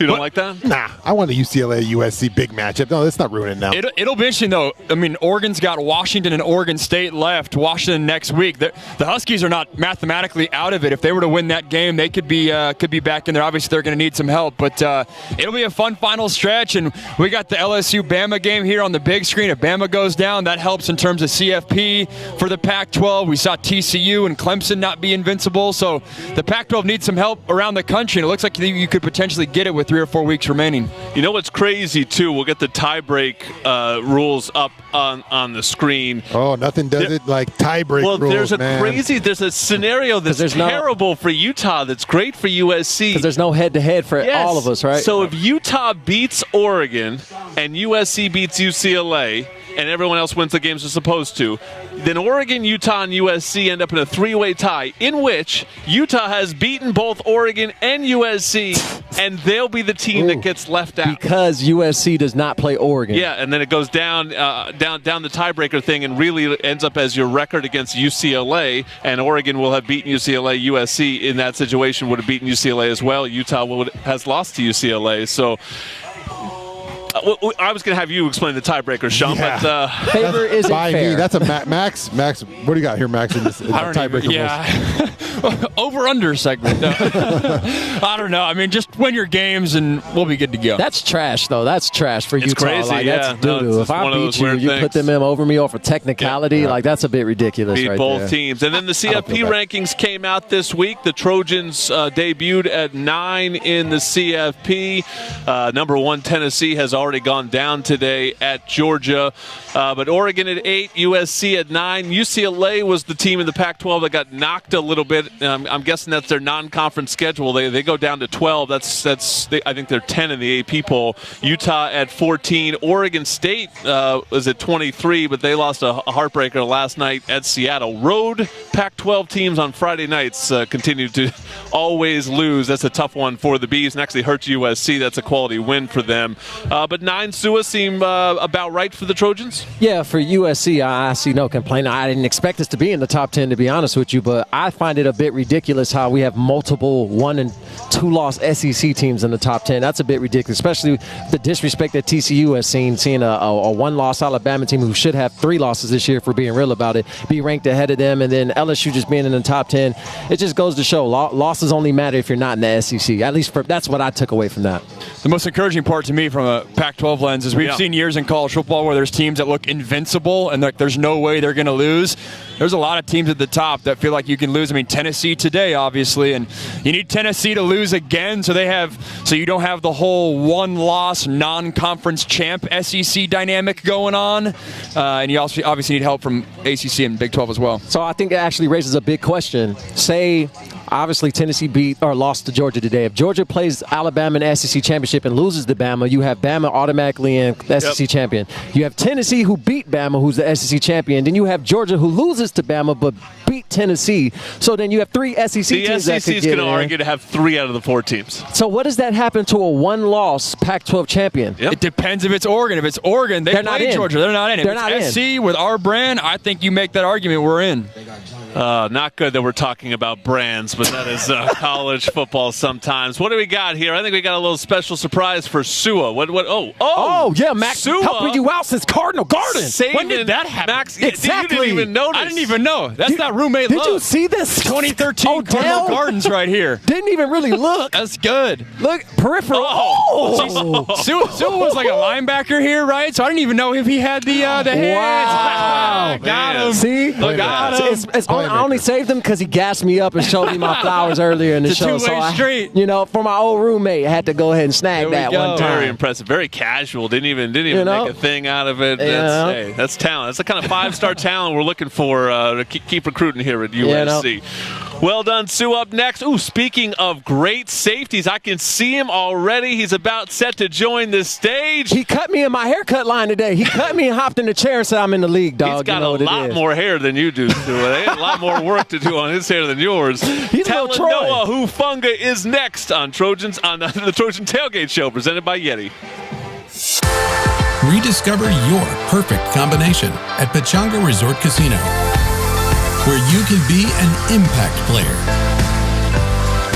a clutch hitter, or a wild card. No matter what your game is, the excitement and relaxation you're looking for is here. So get back to the fun and play your perfect combination at Pechanga Resort Casino.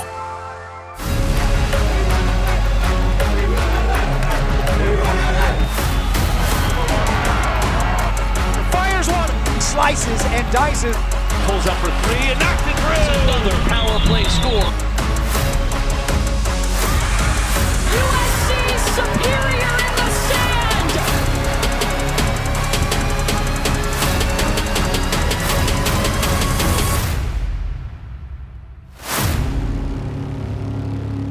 This is the story of an airline. But wait, it's about more than just planes.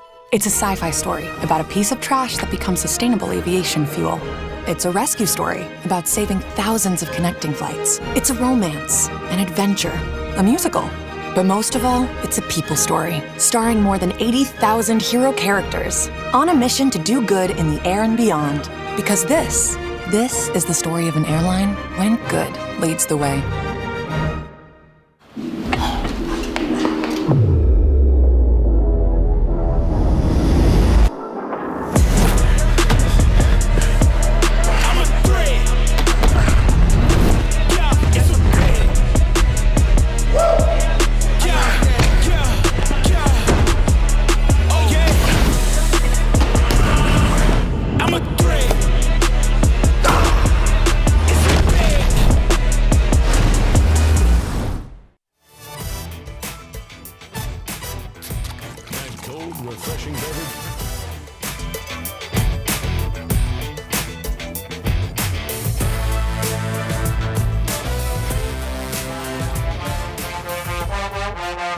We are back live in the Trojan Tailgate Show presented by Yeti, and I can hear that we're live inside the bowl as well. Scan that QR code up on the video board if you're inside the Coliseum, and you can watch the remainder of the show. You can also download the USC Trojans Game Day app and take it all the way to kickoff with us.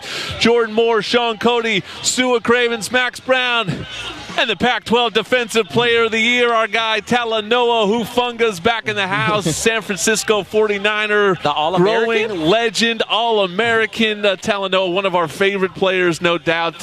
What's it like to be back in the Coliseum with fans? Last time you were here, you had to star with nobody in this building. What's it like to be back? Man, it's a special feeling.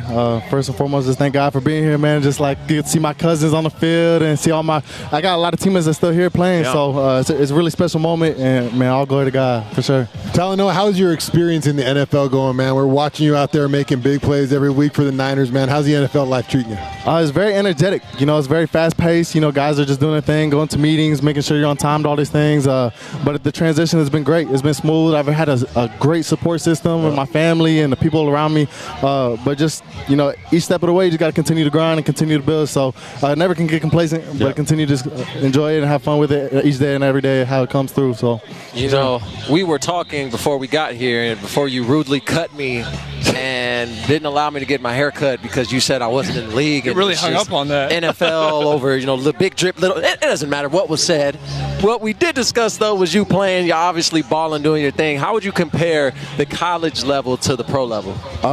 Honestly, it's a big difference. I always tell all the people that ask me the same question. The difference between high school and college, the speed of the game is the same jump that you'll see from college to the NFL. You're going from Pac-12 on Saturdays to playing Tyreek Hill on Sundays. So for me, it's just been a great jump, a time where I got to learn a lot and try to really understand the knowledge of the game and be just a step quicker. And so, obviously I just want to take my talents and continue to build off of them and even my weaknesses, build off of them. But just to make it clear, I did not cut him. I don't even get haircuts if you see, like, my hair is still actually here. A great guy. He was like, nah, Sue, you the GOAT. You sit down. You got to get to work. And I was like, man, appreciate it. These old bones getting in the chair. I remember when you got drafted in the 5th round, I was thinking, dude, he slipped, man. That's a steal right there. Steal. I'm sure you felt something similar. You might not say it, and I'm sure everyone in this stadium was in agreement with me. And you said, hey, it's been a smooth transition to the NFL, but you got to give yourself some props. You've really leveled up this offseason, the end of this year. Are you playing with that chip on your shoulder? Like, man, I should have been a higher pick. I'm a 5th round guy. I'm going to let you know. Honestly, no. Like, I was drafted where I was supposed to be drafted. I think a lot of people, going 1st, 2nd, 3rd round, there's guys that are undrafted that are balling in the league too. And I really understand that once I step foot in the locker room. Guys are just playing at a very high level that was never even drafted. So, I have to give thanks to Troy Polamalu too, because, being able to train with him in the offseason, really understand what it takes to be in a Hall of Famer mindset. He really sees the game from a different level. And so at the same time, I just continue to work, and I'm very grateful. I'm grateful. That's the humble Polly answer, but I'll say it for him. He should have been drafted in the 1st round. 40s don't matter. I'm just wondering, Amon-Ra memorized the names of every person drafted ahead of him. You don't have 4 rounds of names drafted that you've memorized? Nah, man. I'm glad where they got drafted, and I'm watching guys make a big jump in the NFL, and so all the glory to them and continue for them to build a game. So, and I think the biggest thing is you ended up in a great organization. So, because sometimes it doesn't matter where you get drafted, you ended up in a perfect spot playing for the Niners. It seems like you got a great defense up there and a great culture to play in. No, definitely. No, the 49ers have done a great job, just even with the guys around me, my fellow draft picks, the guys that came in with me right from rookie class, just watching them progress and be able to be on the field together has just been an unbelievable attribute to all those guys, and just want to continue to play and have fun. So energy, man, is contagious. That's what our coach preaches, and we're just out there having fun, for sure. How much of the Trojans have you got to watch? I know you got a full boatload of watching film and practicing and working out all the time. Have you got to see the new era of Lincoln Riley and the Trojans, and what are your thoughts? What do you see out there in the field? Oh, no, we talk about it in the locker room. Don't worry. No, right. The Lincoln Riley era is the best era, and we're enjoying it, how it comes. And, every time Saturday before the night before our games, we're watching it on the TV. So, I'm just excited to win. I just want to win. I'm excited for them. My cousins are on the field, so anytime I get to be around here, it's a special moment for sure. you keep balling, you're going to have some deals coming your way. My dog, look at that. You keep balling, you're going to have some deals coming your way now. You got the look, the head and shoulders flow. You going to hit up Troy for the partnership or what? Tell him to be in the commercial with him. Yeah. Man, any way I can get it. I was just thinking, your GM is John Lynch. You guys both physical safeties.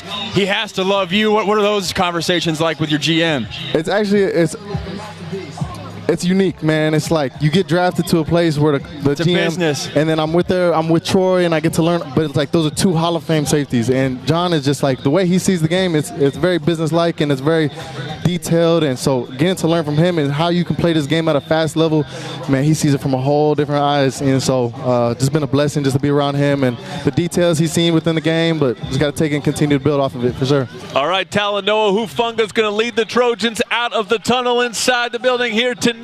Everyone that's in here, make sure you download that USC Trojans app, and then you can be a part of the light show. I don't know, Talanoa, you haven't experienced the lights out intro tonight. This is your first time. You're going to like it. You got to turn them up, man. Lights are going out. Fire's going up. Talanoa Hufanga is going to lead the Trojans out. Stay tuned with us. This is the Trojan Tailgate Show presented by Yeti.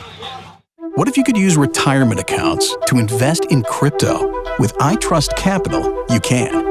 iTrust Capital allows you to invest in your favorite crypto assets 24/7 with the tax benefits of an IRA. So instead of paying taxes on your crypto gains every year, you can defer taxes till you retire using an iTrust IRA. Or with an iTrust Roth IRA, you can withdraw tax-free at retirement because you're in this for the long haul. Start investing today at itrustcapital.com.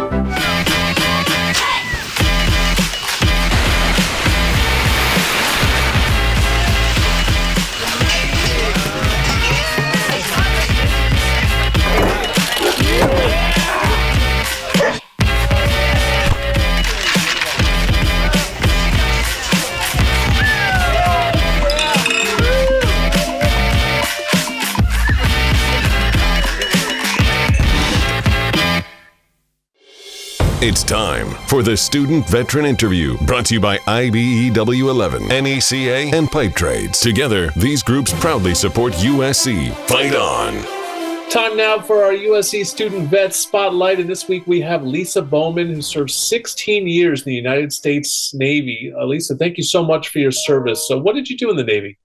I did occupational therapy while I was in there. And so what did that include? Where did you go? I went to Vietnam. I was stationed in Camp Pendleton, and I was also stationed in Camp Lejeune. So I did rehabilitation services for a lot of amputees, TBI services, and also eye therapy, different types of therapy for them as well. That's awesome. And you're currently working on your second master's degree already here at the USC Marshall's Master of Business for Veterans program. What do you want to do with your degree ultimately? So I'm hoping to go back into veterans hospital to try to do quality assurance, or even hopefully one day be a CEO. So we'll see about that. Amazing stuff. Lisa Bowman, thank you so much for your service, and thank you so much for being this week's Student Vet Spotlight. Fight on. Thank you.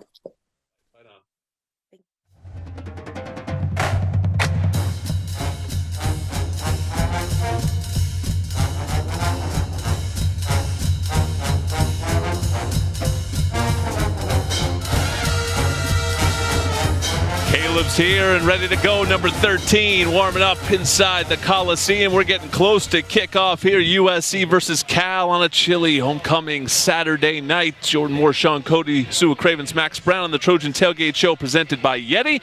And here is the head coach, Lincoln Riley, with Keely Orr. Who's going to teach you how to play football? My football coach. Let's go! This is your prescription to win. Brought to you by USC Pharmacy, proud partner of USC Athletics. At USC Pharmacy, it's all about your health. Learn more at pharmacies.usc.edu. And now, here is head coach Lincoln Riley. I'm Keely Orr here with head coach Lincoln Riley. Coach, you talked at the start of the season how important it would be for the continued development of second team and third team guys. In that sense, how rewarding was it to see guys like Bryson Shaw and Kyle Ford step up against Arizona? Well, it was rewarding, but I mean, it was also necessary, right? Like, I don't think we win that football game without a number of guys on both sides stepping up. And I think it shows these guys, like when we talk about that in spring ball or in fall camp and the importance of doing it, one, it's going to make a difference for the team. And two, and for you individually, it may not start off perfect for you, right? There's only 11 guys at a time that can play, and you got 100-something guys on your roster, right? And so, but if you hang in there and if you continue to battle, opportunities are going to come up. That's college football. And when you're playing at a high level and you're playing competitive, tough games, you're going to have lineup changes. Things are going to happen, and the best teams and the best players adjust. And so, yeah, it was to do it on the road against a good football team. It was a time we needed guys to step up, and it happened. Theme around this program is continued improvement each day, each practice, each week. But what does that specifically look like in November when bodies are hurting and guys are tired? There's a balance, right? There's a balance. We want to continue to maintain our edge. We do want guys to continue to improve, but you also have to be aware that some of these guys have played a lot of football. They've played a lot of reps, and there is a point to taking a prepared but also fresh football team into your different Saturdays on the back half. So I think some of it's knowing your team and where guys are at, and being able to adjust. I think some of it is experience that our staff has, and having gone through this and having a feel for what's the right amount to push them so that you do improve, because that has to happen. It's if a guy here or there gets hurt, we don't want it to happen, but if the whole team stops improving, you're not going to win anyway. And let's just be honest. And so, we're continuing to push, but trying to also work that fine line of being smart so that our guys can stay healthy and stay fresh. Based on the way he carries himself, I think it's easy to forget that Caleb Williams is just a sophomore. He's at the point where this is the most consecutive starts he's had at the college level in a season. From your perspective, how does that continuity help his growth or his game? It definitely helps. There's no question. I mean, you look at how he's played the last few weeks on the road. There's been, improvement. I think there's improvement from the naked eye, but also just like within these walls and the people there each and every day, you can see that he's really, he's progressing in his understanding, and again, progressing in the way he sees our players, understanding where our guys are going to be, how we want to work, how people are going to attack us, how we want to attack them. It's just the more you do it, the more situations you get in, you have a memory that you can go back on, whether positive or negative, that, hey, I've been in a situation like this, I've learned from this, or I've seen this look, or I've been down in a game, or I've had a tough call go against us, or, I've had a player on the offense that all of a sudden can't play, and we got to put this person in, and you go with it. And so, yeah, I think that's the continuity of being able now to, kind of have a full year of starts under his belt, and having been in some of those different situations certainly is important, and probably at that position more than most. You described the defense's performance at Arizona as close but not close enough. Alex Grinch said that close is a cancer, in the sense that you can become comfortable with that. How do you turn the corner with close in November? The expectations and standard of how we play defense at USC are not going to change. We expect to be a dominating defense here. We do. And we've had some great stretches of games. We've had some great individual games. We know we can play better. We made some key plays in the Arizona game, certainly to win that, but also left a lot of plays out there within our control, that plays we know we can make, errors that we know we can avoid, that opened up opportunities for big plays. So we know we have to be better. I mean, we're not going to shy away from that. Is it all bad? Absolutely not. But is it been, was it in the Arizona game consistently the way we want to play defense here? No, it wasn't. And so let's be honest about the good, let's be honest about the bad, and let's go attack the areas that we need to attack on the practice field, and that's what we've done. All right, Coach, thanks for the time and good luck. Thank you. I'm Keely Orr, and this has been your prescription to win. All right, thanks to Coach who's out there. He's rocking a new hoodie, and Keely Orr with your prescription to win. We got a couple questions, people that jumped in the on Twitter and use the hashtag Tommy Trojan. What do you think USC's defensive front can do tonight facing a true pocket passer? I think it can be disruptive tonight. I think they can wreck Cal's whole game plan. If they can get back there, that's what a good defensive line can do in these situations. You take advantage of the opportunities. When you have a plus, when you have the plus versus the minus, when you're looking at the lineups and the stat sheets here, you can see a plus on the defensive line for USC and a negative for Cal. You got to take advantage of that matchup right there, and that matchup alone can really deter the outcome of this game. Yeah, ever since Tuli Tuipulotu had that big game that got him to the nation's lead in sacks, he hasn't had one, so maybe a night for Tuli to eat. Yeah, night for Tuli to eat, night for pretty much everybody to eat. This is an opportunity for USC to find out who can actually pass rush, not just kind of play the run and kind of play the pass so it makes sense to leave him out there. No, who is somebody we can come in on third downs and simply pass rush? And this is a game where we don't have to worry about leaks in lanes and rushing lanes because this quarterback doesn't want to run. He can't run even if he wanted to. So USC, let's get after the quarterback a little bit, maybe send these guys on a couple 9 techniques where they only have to do is rush the quarterback, and let's see what happens. All right, got one more question here. What do we got? This one is from Fusion World. What can SC do to look more attractive to superior lineman recruits like Sean Cody, Jarrell Casey, who I believe is going to be in the house tonight, Leonard Williams type players? You got to recruit the IE to get Sean Cody. Win. That's what you got to do. You just got to win, and then those recruits will come. I mean, SC, we've heard it's recruits itself and whatnot. All those guys came to SC for a reason.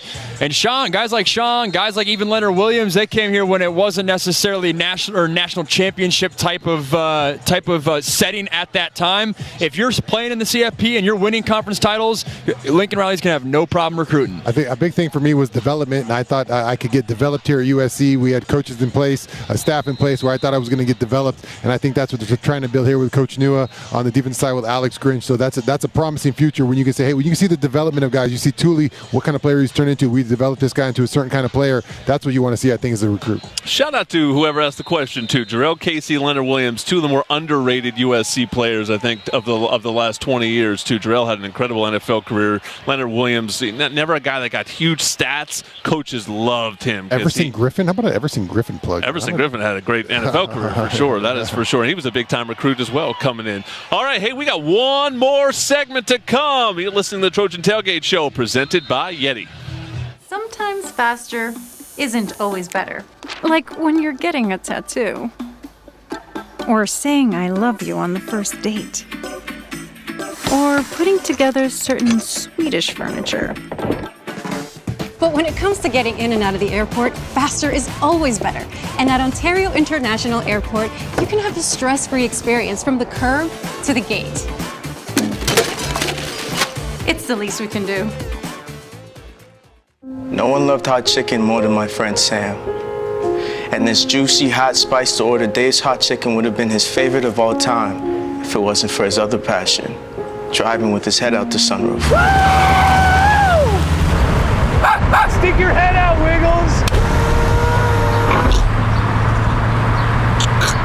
Wiggles, no! Please don't mess up and die before you eat Dave's. I'm 1,000 miles from nowhere, and there's no place I'd rather be.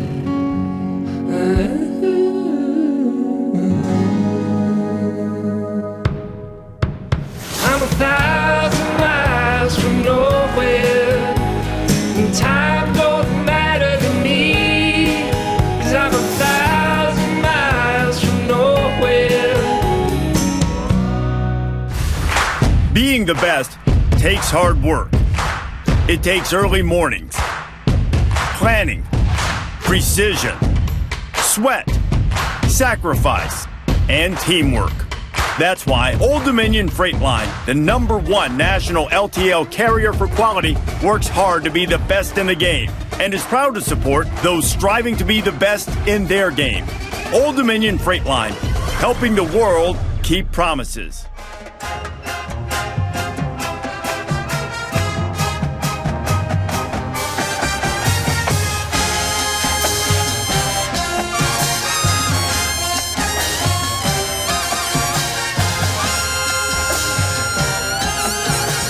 one, final segment of the Trojan Tailgate Show presented by Yeti. Been our pleasure to get you teed up for a kickoff here on homecoming Saturday night. Great juice in the building tonight. A lot of alums. We had Talanoa Hufanga up on the stage with us, and he'll be leading the team out of the tunnel. But there's lots of great players that have come back for homecoming, including the three next to me, Sean Cody, Sua Cravens, and Max Brown. The thing that they're worst at, though, is picking the best in the game, and that's what we're going to do now, presented by Old Dominion. The best in the game is brought to you by Old Dominion Freight Line, official freight carrier of USC Athletics, helping the world keep promises. Congratulations to Sua Cravens. He got a win last week, no doubt about it. I picked Solomon Bird. Very quiet. Sean guaranteed 2 picks from Kalen Bullock. Tip 2 balls. Who instead got 2 PBUs. And Sua picked Travis Dye, who went over 100 yards and got in the end zone. So congratulations to Sua. When you know, you know. On getting a W. A W. A few dub. I don't know. I mean, Caleb week 1. Mostly the quarterbacks have been winning this, Max. So why don't you get us started? Who is your pick to click here tonight? I'm going on the defensive side of the football. Tuli Tuipulotu for the same reasons that we just talked about in the last segment. I think this is a get-right game for the defense. And I also think it's a game where you don't have to bring exotic pressures because it's a Cal offense that's struggling. And when you're not bringing linebackers and safeties, it leads to the defensive line eating. I think Tuli Tuipulotu has a big night tonight. Sua?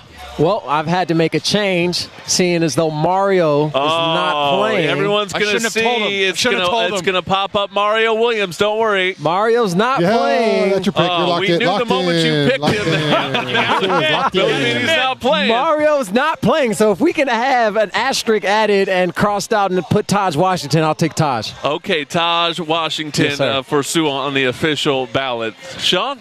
I'm going Raleek Brown. I think the young freshman at homecoming game, he hasn't had one of those really breakout performances. Tonight, I think, is the night. And if I have a second decision, I'm going Tyrone Taleni on the defensive line. I think Tyrone Taleni is going to have a big game as well against that Cal offensive line. That's funny. I thought about Tyrone Taleni. I thought about Stanley Taufo in terms of, those guys need to stop the run tonight against Jaden Ott. But I'm going to go with Mekhi Blackman. A couple interesting matchups for him on the outside. We talked about J. Michael Sturdivant, Jeremiah Hunter.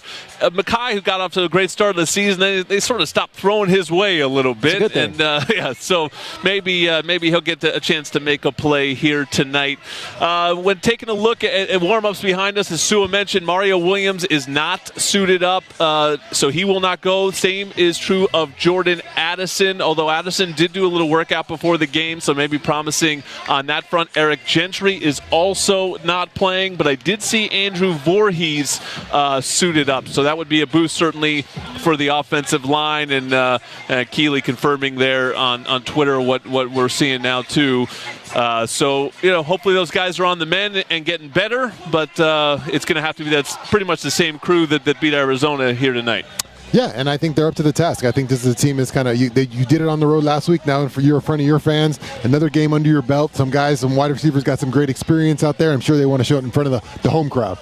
I have to wonder, too, if it's taking advantage of what on paper feels like an advantageous schedule stretch of you have Arizona, Cal, and we have Colorado. They will next, never admit to that, They will Max, never admit but I that. the That same is thing. an absolute fact. If you're oblivious to that as a coach making those decisions, like the fact that you have those 3 weeks. Do you push a guy when you know that you really need him for UCLA? Probably not, but they'll never admit that to us. So I'd like them all back, though, for Colorado. On. Tonight's game is Every against week's Cal. the same. It's the homecoming game. It's about to kick off. I'm going to send it up to the booth. Pete Arbogast, Sean Cody has the call. Sua Cravens will be on the post-game show. Thanks for listening to our show. Thanks for everyone that's involved. Coming up next, USC versus Cal on 790 KBC and the USC Trojans Media Network.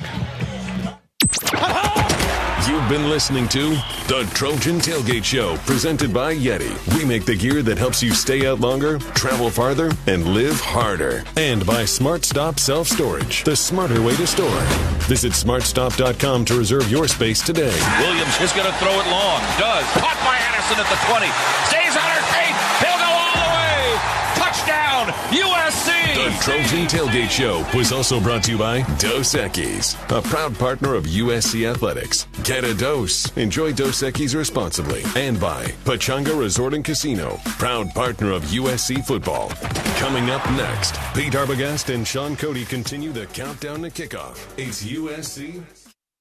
Ladies and gentlemen, please direct your attention to the video board for an important announcement about stadium emergency procedures.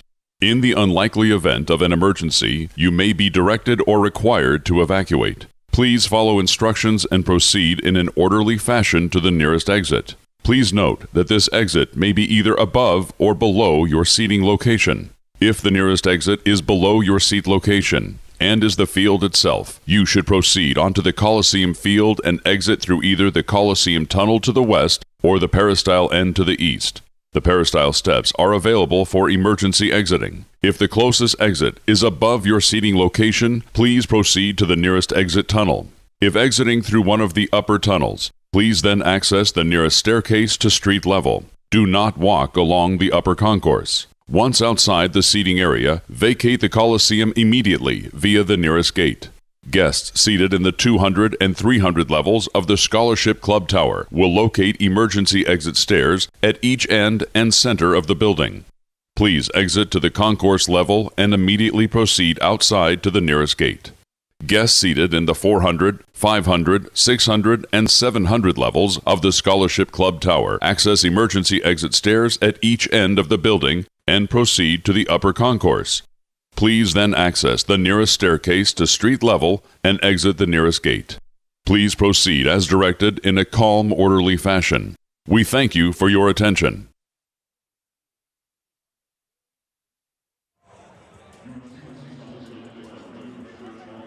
Conducted in a safe and enjoyable atmosphere. In compliance with the Trojan Spirit Code, please respect all fans in attendance. For immediate assistance during the game, please speak with the closest usher or security personnel. To report any incidents of fan misconduct, please call the Los Angeles Memorial Coliseum Fan Behavior Hotline at 213-263-4007. Or you can text Coliseum with your seat location and a description of the situation to 213-263-4007. Once again, that number is 213-263-4007. We thank you for your cooperation and hope you enjoy the game. Fans, be sure to sign into the USC network Fight On for faster service. Fans, be a part of our pregame light show tonight. It's presented by Coca-Cola. Go ahead and take out your cell phones right now.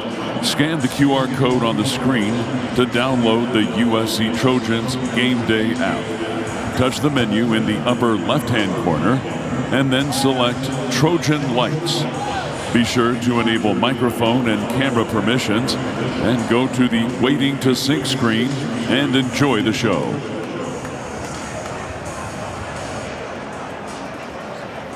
Fans, go ahead and snap a selfie and tag it with hashtag USC Selfie. You just might see yourself up on the video board during tonight's game. Don't forget to follow us on Twitter and Instagram at USC_athletics.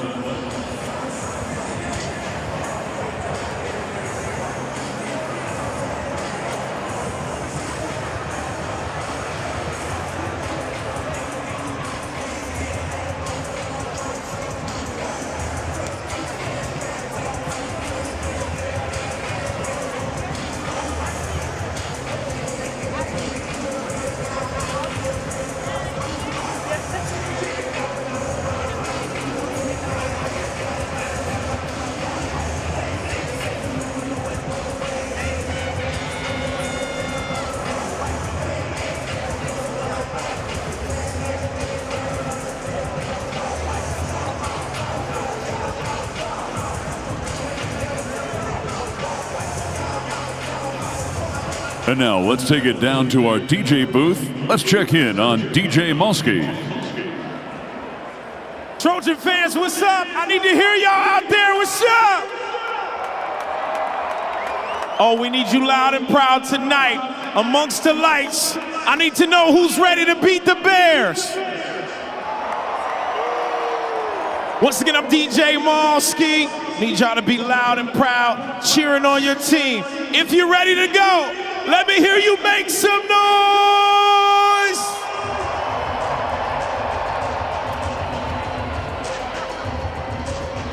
Yes. We have the maker mindset. The Pac-12 is very competitive and very diverse. As a track athlete, as an athlete in an Olympic sport, the Pac-12 is the This place how I to feel be. about y'all. We would not be where we are today without our coaches, our teammates, without our trainers, without our professors. It's a blessing to be able to wear that Pac-12 logo on my jersey and represent the conference in all walks of life. We are memory makers. Olympian makers, change makers. The Pac-12 Called the Conference of Champions for a reason. Nothing is more important than this snap, this blitz, this drive. Nothing is more important than taking the field each week alongside your brother, going out in battle, moving the chains, surviving the gauntlet, raising the hard way. Nothing is more important than this game. And the next game is on Pac-12 Networks. It's going to take a good amount of togetherness from the beginning to the end of the season. Obviously, Vegas is a tremendous sports venue, hoping to find our way there sooner rather than later. So we came here to do is win. We want to be there at the end of the season. Hi, yes, I need a locksmith. 3 hours. Guess I'll be right here.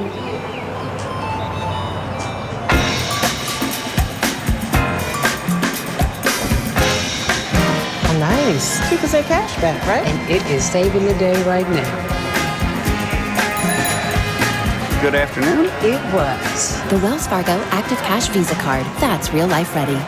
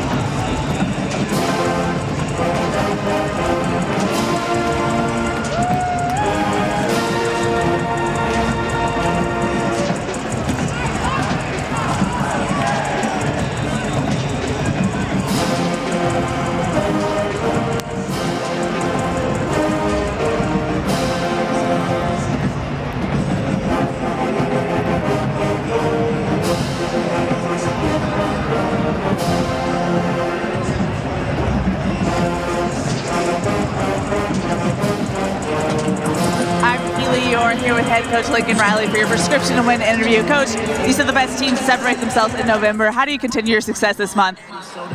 Well, you got to play your best right now. I mean, this is what you do all the work for, is to put yourself in a position to have everything in front of you. Our team does, and we need to show up and play with an attitude. You're playing in front of a friendly crowd tonight, back in the Coliseum. How does it feel? It's good to be back. It's been a while. Let's get this thing loud tonight. Let's have a great time. Good luck. Nice.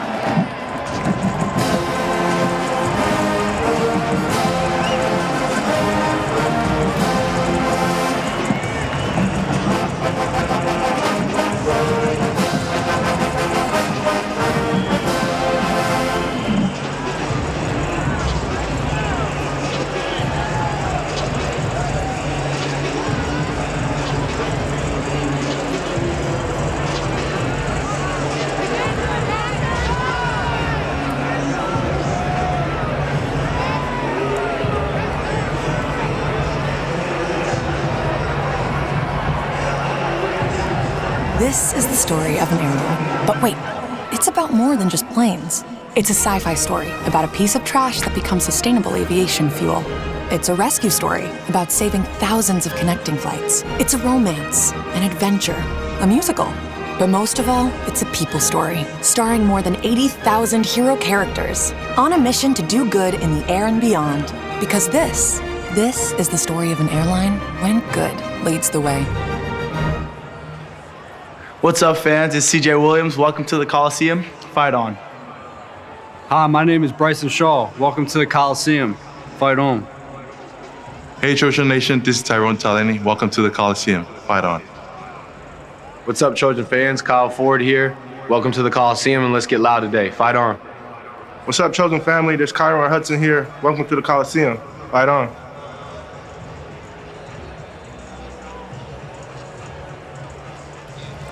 Ladies and gentlemen, welcome to the United Airlines field at the Los Angeles Memorial Coliseum for tonight's matchup featuring the visiting California Golden Bears and the home team, your University of Southern California Trojans, home of 134 national championships. We hope you enjoy the entire game day experience tonight, and we remind you to follow the Trojan Spirit Code by showing respect for all fans in attendance. Thank you, and fight on. Fans, be a part of our pregame light show tonight, presented by Coca-Cola. Take out your cell phones right now and scan the QR code on the screen to download the USC Trojans Game Day app. Touch the menu in the upper left-hand corner and then select Trojan Lights. Now be sure to enable microphone and camera permissions, and then go to the Waiting to Sync screen and enjoy the show.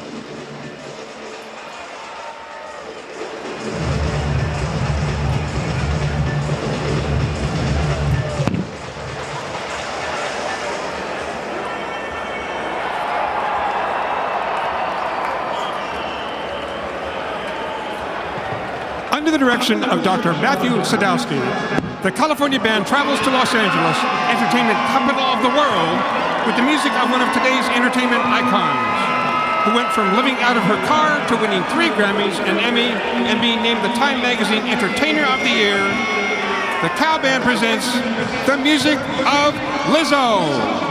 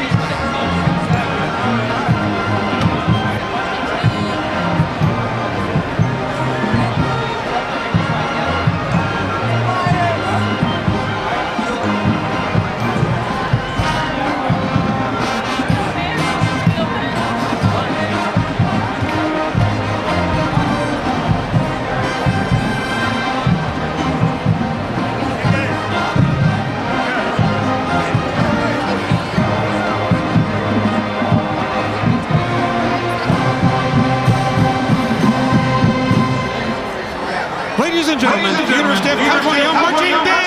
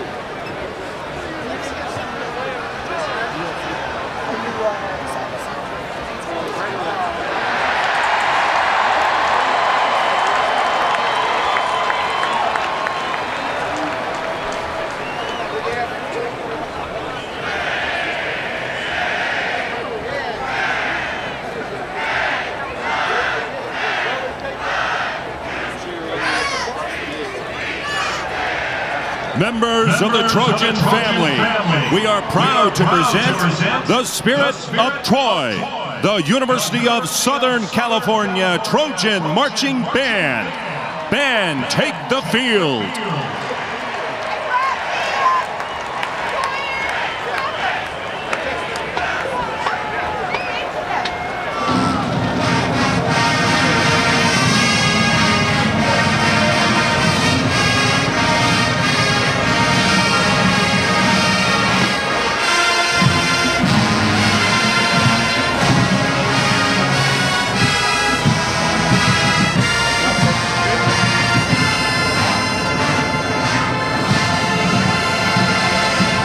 With drum major Jacobo Herrera, twirler Emma Tundick, and the SC Silks.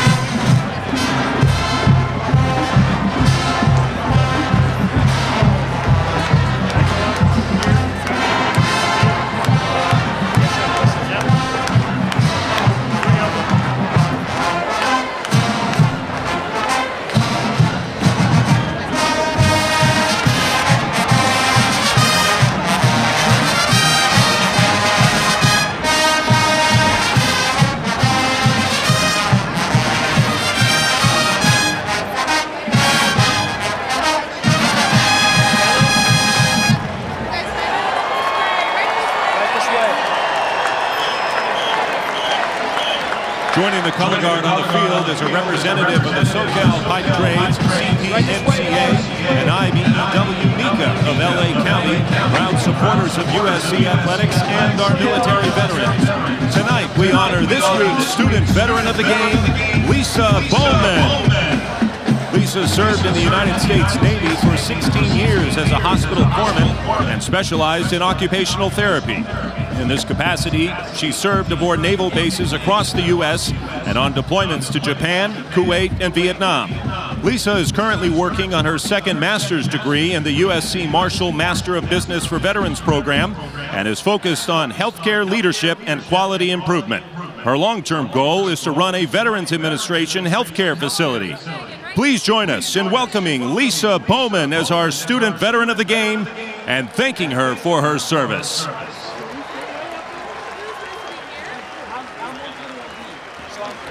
Tonight, the Spirit of Troy welcomes the director of the Cal Band, Dr. Matthew Sadowski, as he leads the Trojan Marching Band in the playing of our national anthem.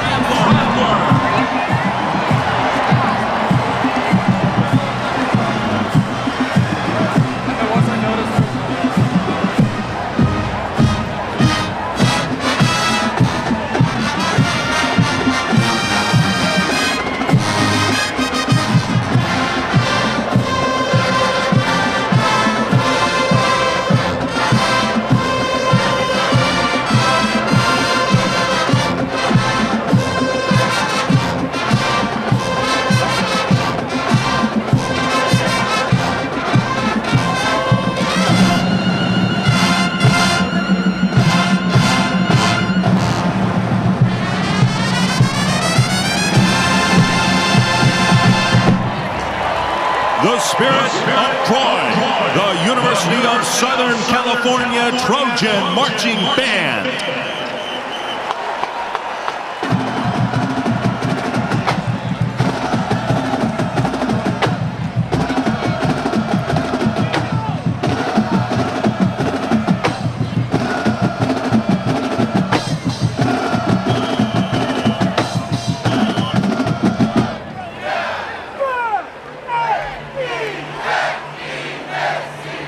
Fans, be a part of our pregame light show tonight, presented by Coca-Cola. Go ahead and take out your cell phones right now. Scan the QR code on the screen to download the USC Trojans Game Day app.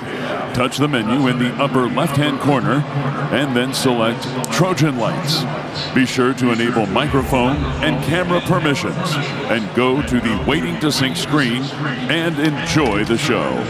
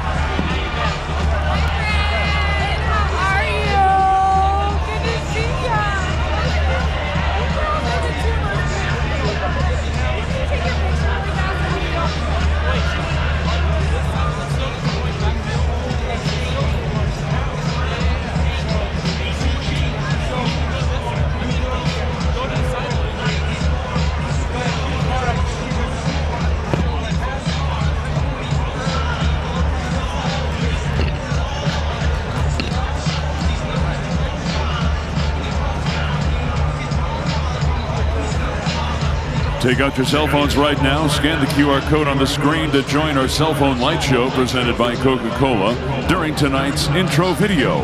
Be sure to enable microphone and camera permissions. Hold up your phone and enjoy the show.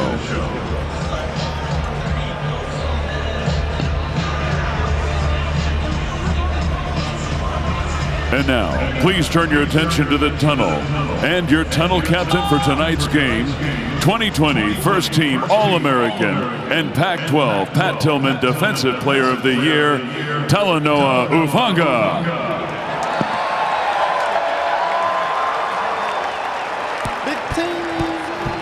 Trojan fans, let's go. Get turned, man. Let's get this thing popping. Team's coming in 5, 4, 3, 2, 1.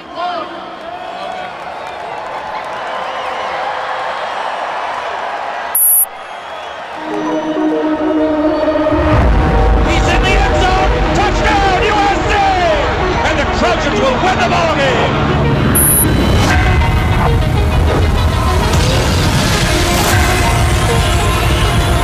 When USC is rolling, America is watching.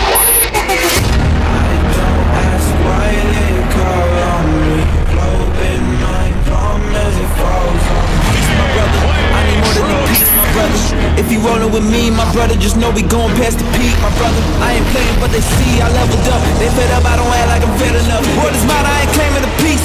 Throne is mine, but I stay on my feet.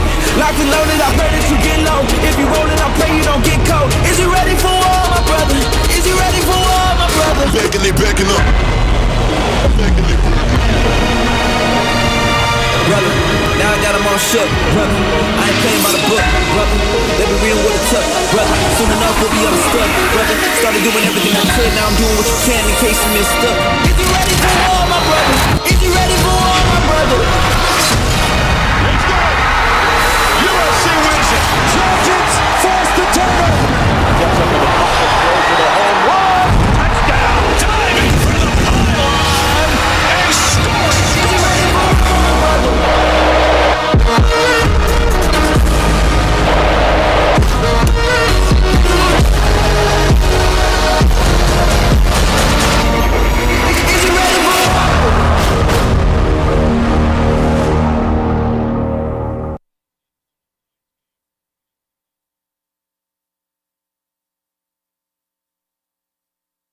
Now taking the field, your USC Trojans.